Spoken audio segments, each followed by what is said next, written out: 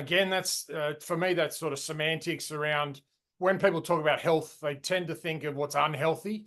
I like to look at it as more like mental fitness. And I speak from experience. I've had mental health challenges. I've suffered from depression and anxiety.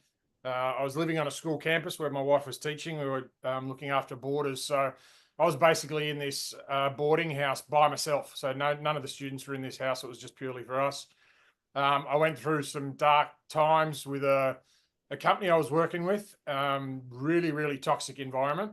And at that stage, I left this business. I was in the training and assessing industry, and I got out of that altogether. And that's a discussion for another day about the toxicity of what our students are going through.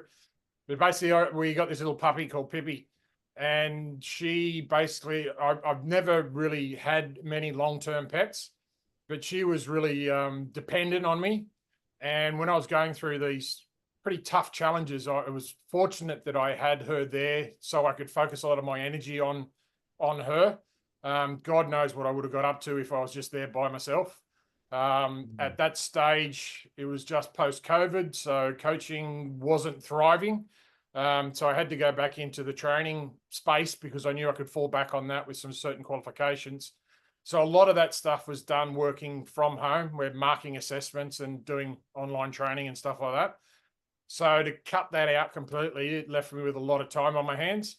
And that's probably depression and anxiety's biggest contributor. My dad used to always say the devil finds work for idle hands. And that doesn't mean going out and doing something criminal. It just means the self-talk and what goes on inside your head can be so, so damaging. And I seriously wonder, a couple of years on, if I didn't have Pippi, whether I'd still be here, if my mind would have taken over so much that I could have done something seriously wrong. And I know that there are plenty of people out there in the workforce that go through this stuff. I mean, the suicidality rates in the mining industry alone, I think it's more than 1 every 2 days is going. So there's some serious issues there.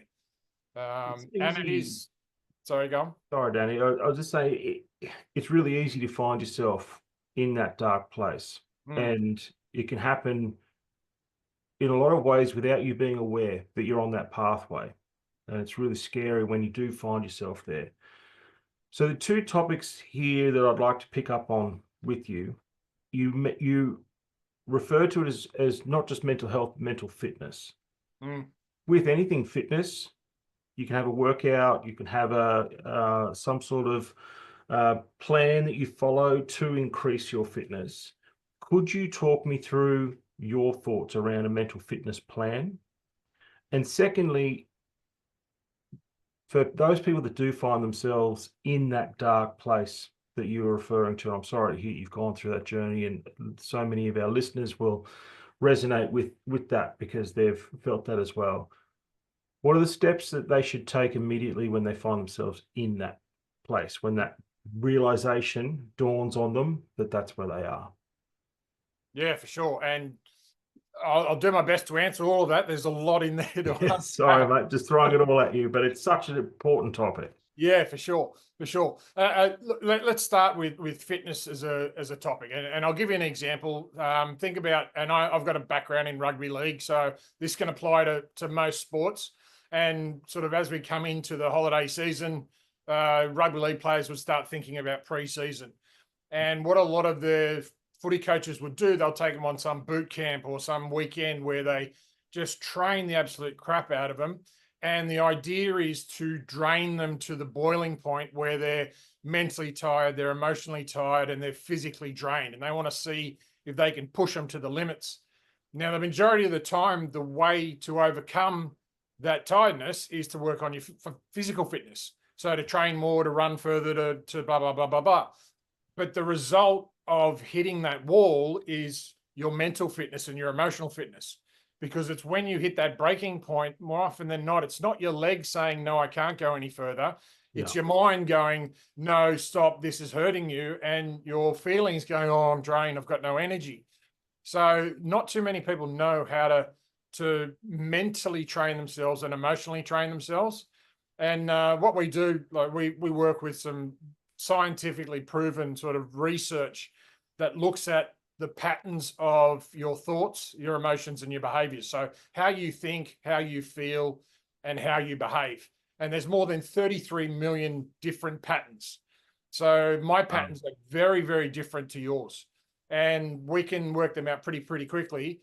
And we call them strengths per se. And the idea is I know my thought patterns, I know my emotional patterns and my behavioral patterns, but sometimes they can work against me. And it's more often than not when I'm tired, stressed, hungry, drawn out, or someone else is perceiving what I'm thinking or feeling and they misunderstand what that is. So we have tools and methods to identify how you think, how you feel, and how you behave. And then on top of that, identify when you're in a space that's not the most productive for you. And that's when your thoughts play tricks on you, your emotions sort of draw you down, and you act differently. So being able to identify those moments is a great thing. It's not like, oh my God, you're doing the wrong thing. It's like, hey, I've just realized I'm being unresourceful. What's that tool in my kit bag that I can pull out to make that thought process more productive? An example I like to give, because it sort of resonates with me, when it comes to talking and listening, and everyone's pretty much gone through this. If you went to school, there was probably a kid in the classroom that just talk, getting in trouble all the time, generally considered the class clown. Do you remember someone like that, Matt? Absolutely. We've all had those in our classrooms. And generally, if you don't remember who that was, it was probably you. That's true. But what happens there is people that have this sort of strength that want to speak and articulate, you've heard the saying, think before you speak. Yep. Well, that doesn't work for me. I've got all these ideas running around in my head, and unless I hear them in the real world, I don't know how they fall into place. So I like to talk to other people. Talking to myself drives me insane. So by talking to others, hey, I can get a bit of feedback in body language and the responses they give. But on top of that, I'm actually hearing the words come out, and I'm developing my ideas as I'm speaking them. Now, if you can imagine me in a classroom at 10 years of an age and a teacher saying, shut up, you're doing the wrong thing, you're bad, you've got to stop doing that.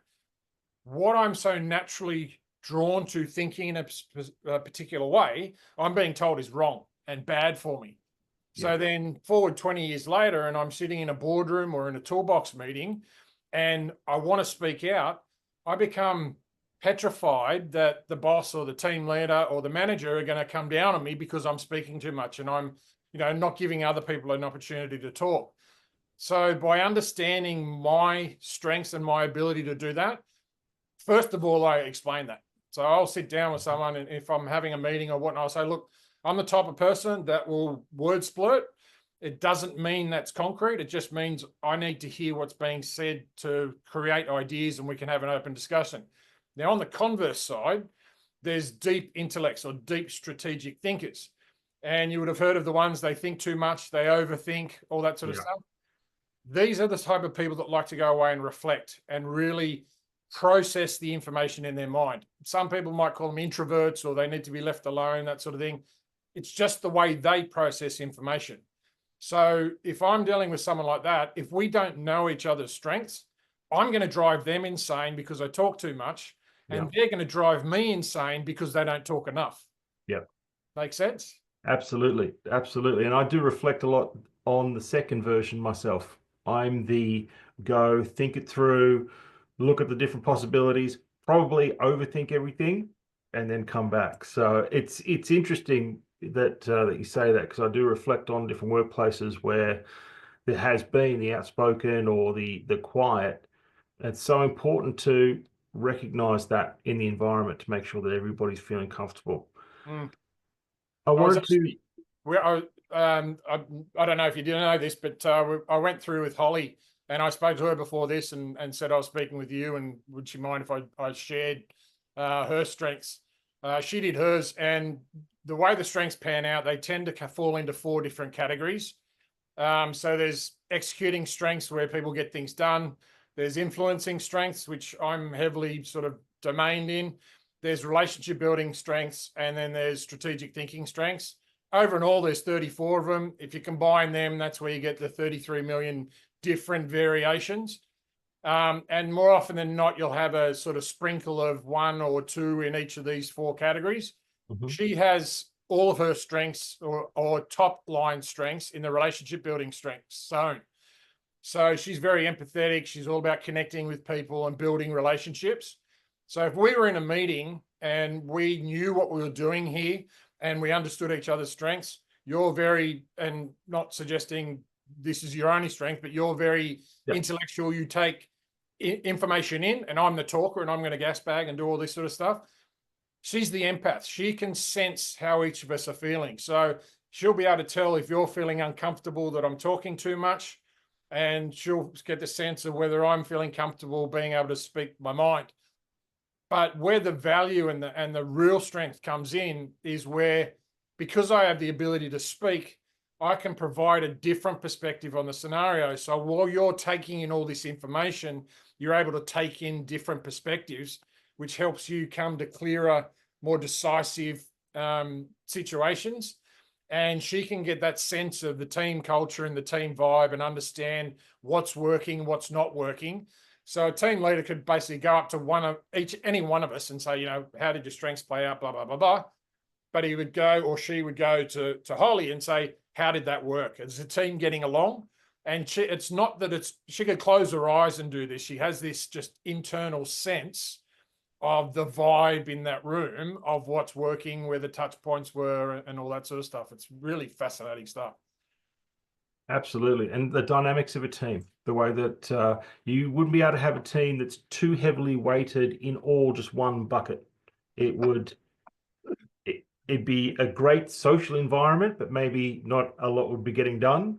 Whereas having that mix and that balance across a team, as long as everybody knows what the mix is and where everybody's coming from, to get the most out of it. It's funny you say that. I've sort of mentioned here before that my wife's a teacher, so I've done a lot of work with teachers. And out of the 34 talent themes, and when I say talent themes, this is a Gallup tool. If you've heard of Gallup, the data and research company, one of these talent themes is called Relator. And Relator's heavily influenced by a person wanting that click, wanting that small group. And it's like this, the De Niro in that movie, I can't remember what it was, the circle of trust, where you've got to get into that circle of trust. Once you're in there, it's really hard to break out. But I'd say 90% of the teachers that I've done strengths work with, they've had this Relator in their top 5, which is too common for my liking. Of course. Absolutely. And that's no diss on them. It's just a common trait that they have their world. They seem to click together. Being married and with a teacher for over 20 years, you get to know when you go to their functions, they are very insular and they keep to themselves, and trying to break through those circles is a challenge. Yeah, I could imagine, but in their own world, they are really just vibing together and drawn naturally to each other. Yeah. It happens in the blue collar workspace as well. You can tend to find that they hang together and they talk the same talk, and they tool shops and all that sort of stuff. And what about in a sporting environment? Is there any sort of impact in a team, in a sporting environment, where different strengths like that can come in? For, say, for example, you've got a younger player that wants to break through into that next level. They want to break through basically to go to the next grade or so on. Yeah. Well, again, I can speak from experience. I didn't quite make it to first grade. I didn't really make it anywhere, but I'd say there was one particular year where I had a really, really good year. And I would have been early 20s. And I remember playing against the opposition before the game. I was speaking to one of the guys from the other club, and I don't know if he did this on purpose or not, or if he was just sort of being friendly and trying to build me up. But he said, the scouts are here, and they're specifically here to look at you because, the rep sides are looking for a front row or a second row, and your stats have been off the charts. I was absolutely bottled. I had the worst game of the season. Right. My mind just absolutely screwed with me. I didn't know at the time. I wasn't consciously aware of it. But I think, I was super, super fit physically. So I think back in those days, anything sort of around 10 to 15 hit ups a game was good. I was doing in the mid 20s, I was that sort of level of fitness. But one short conversation from someone and my mind just fell to water, and I had, the worst game of the career. So under pressure, being able to think profoundly and empoweringly and to control and manage your emotions. I don't like saying control.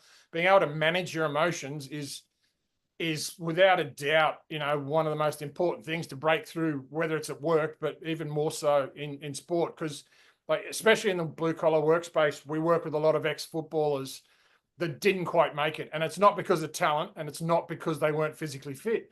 They didn't have that mental acuity and that that emotional sort of toughness. And that doesn't mean they're stupid or unintelligent. It just means, you've got the devil on one shoulder and the angel on the other, and they're talking in each ear. It's being able to manage that in a way that it's going to empower you rather than destruct you. So it's that moment, and I guess not just in sporting environments, but it's that moment just before you're about to walk on stage, or you've got that opportunity to reach out and just grasp your dream or whatever it is with both hands. And some people just don't quite grasp it, or there's that something that just holds them back, or it's just that mental block or so on. Yeah. Talking about mental fitness, how, in your experience, what steps can they take to prepare themselves for that moment? What sort of steps can they take for, it's not when they make it, it's that breakthrough moment. I often refer to when I'm working with team members, or you may have heard me talk to you about this as well. One of our roles here at We Coach is we try to take the barriers away, or the roadblocks, so that you've got your path. We just try to take all those obstacles out of your road. But it's still up to the individual to make that step and to step forward and continue to walk forward and reach all of their goals. Yep. What sort of mental preparation or work would you suggest that they could start doing so that that makes that step easier when they do arrive? Again, if we want to look at it in terms of sport, you don't just, when the NRL or the footy season starts, you don't just go to the gym the day before and run for 20 Ks and bench press a few things and then run out on the field the next day. You've got to do pre-season training. So no matter what age you are, whether you're 15, 30 or 50, your life experience is built on however many years you were born up until that date. So more often than not, we've been trained and educated on the incorrect way of looking at life. So there's a famous saying, where Albert Einstein was on a whiteboard and he was writing out his times table was 9 times 1 is 9, 9 times 2 is 18, got all the way down to 9 times 9 is 82. And all of a sudden the classroom started laughing and going, ha, ha, ha, you made a mistake, you made a mistake. And he turned around and goes, do you realize that I did 8 equations correctly and no one said a thing? No one focused on what I did right. The only time you spoke up was when I did something wrong and made a mistake. And we're conditioned that way. So we need to uncondition or recondition that to focus on what we do well. So by understanding your natural patterns of thought and emotion, if you can start aiming that daily, right? So what we do is we give you your top 5 patterns. And my recommendation, one of the tools is each day of the working week, Monday to Friday, it works well, 5 patterns, 5 days. On each day, you purposely direct that thought or emotional pattern towards a specific thing. So what you're doing is you're retraining yourself to focus on what's right, what you're doing right, and what you're going to do better. And it's not about in that moment when you might be falling behind or not struggling as well. Your natural neural pathways and your natural instincts are go for the positive rather than draw back to, oh, I'm failing, I'm doing something wrong, I'm broken. It's still going to happen, but it happens less and less likely. Similarly, on the footy field, the fitter you are, the less likely you're going to get injured, if that makes sense. Yeah. So it's how you respond. It's how you react. It's how you change your natural instinct to how you used to respond to situations. It's now what you now focus on and how you take that next step. Yeah. Excellent.